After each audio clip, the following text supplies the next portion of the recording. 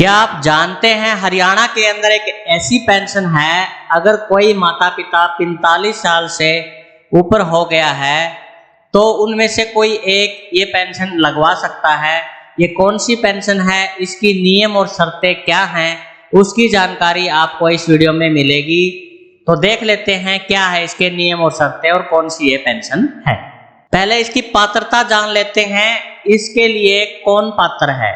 देखिए, इसके लिए सबसे पहले हरियाणा का आदिवासी होना चाहिए, वह हरियाणा का सिटीजन होना चाहिए या हरियाणा राज्य में कार्यरत होना चाहिए। चाहे वह हरियाणा गवर्नमेंट में कार्यरत हो तो भी वो पेंशन ले सकता है। उसका अपना या दत्तक पुत्र, अपना या गोद लिया हुआ पुत्र ना हो, यानी कि उसके पास लड़का ना हो, चाहे वह गोद लिया हो या अपना हो, वो नहीं होना चाहिए इस पेंशन के लिए।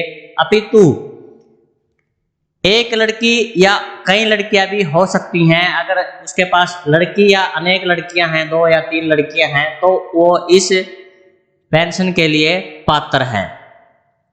यानी कि लड़की, अगर उसको सिर्फ लड़कियां हैं, लड़के नहीं हैं, तो वो इस पेंशन के लिए पात्र है। अगर उसने गोद ले रखा है लड़का, तो भी वो इस पेंशन को नहीं बनवा सकता। यानी कि गोद लिया हुआ लड़का भी इस पेंशन के लिए मान्य नहीं है।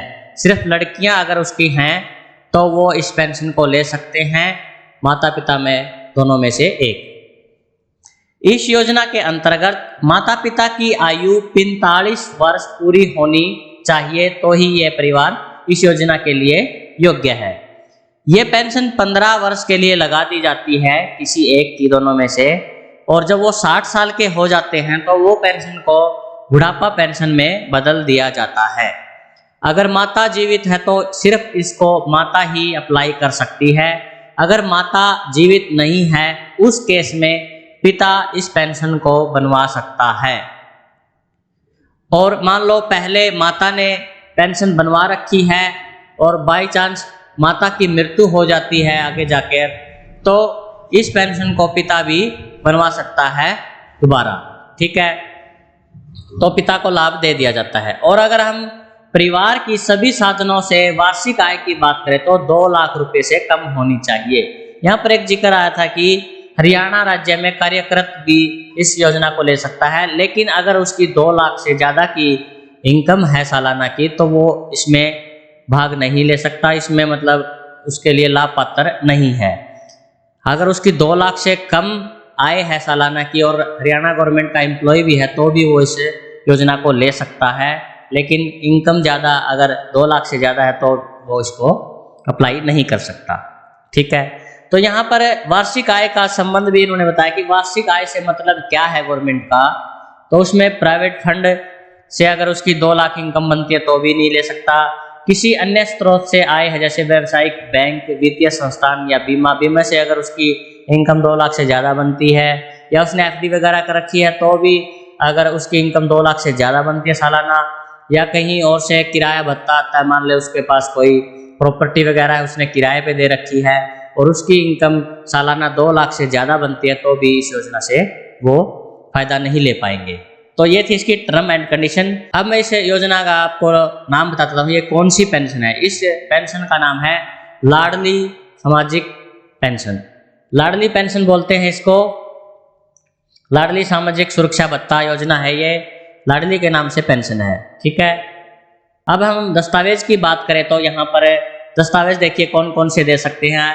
आयु के संबंध में आप कौन से दस्तावेज देते हैं, जो अप्लाई करेगा।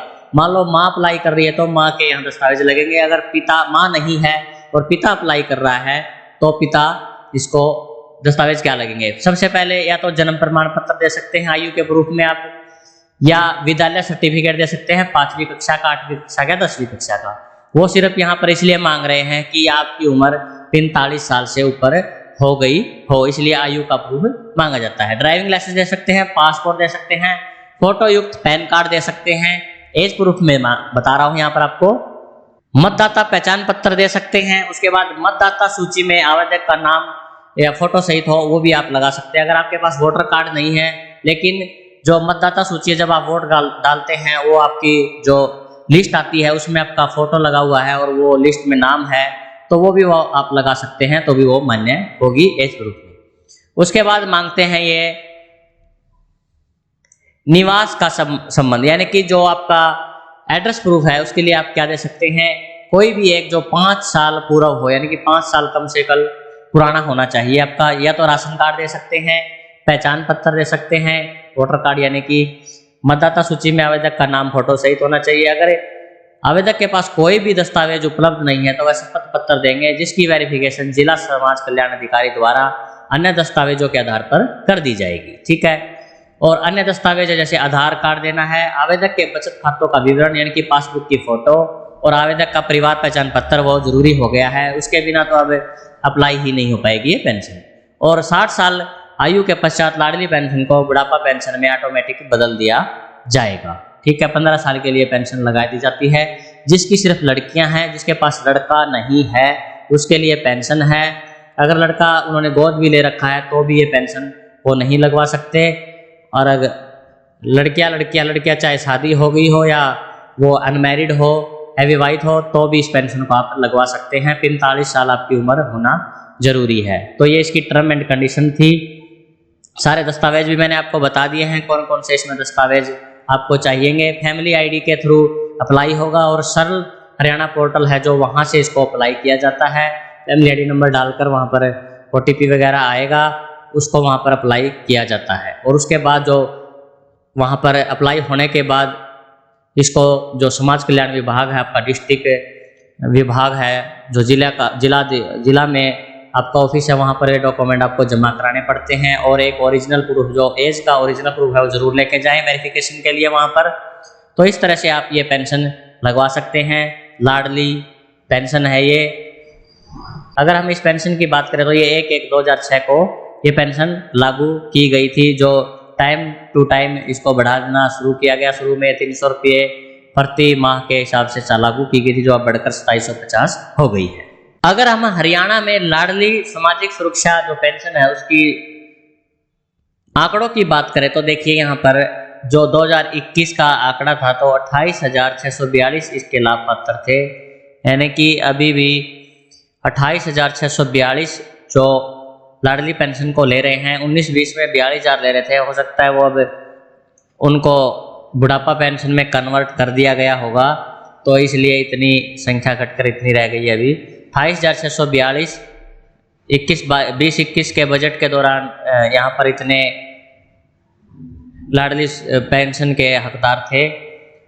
तो आप लोगों से यही इन्फॉर्मेशन शेयर करनी थी आज की वीडियो में कि लाडली पेंशन के लिए ये नियम है और ये शर्तें हैं। जिनके पास अपना लड़का या गोद लिया हुआ लड़का भी नहीं है, सिर्फ लड़कियां या लड़की है, तो वो ही इस पेंशन को अप्लाई कर पाएंगे। चाहे लड़की अनमैरिड हो या मैरिड हो, उसे कोई फर्क नहीं पड़ता। माता पिता में से कोई एक इसको ले सकता है। अगर माता जीवित है तो माता इसको पेंशन को ले सकती है, माता जीवित नहीं है तो पिता इस पेंशन को ले सकता है। शर्त ये रहेगी कि उनकी उम्र 45 साल से ऊपर हो, यानी कि 45 साल पूरी हो चुकी हो। तो वीडियो को ज़्यादा से ज़्यादा लोगों को शेयर करें, चैनल पर पहले चैनल को सब्सक्राइब करें, वीडियो को लाइक करें। मिलते हैं नेक्स्ट वीडियो में। धन्यवाद।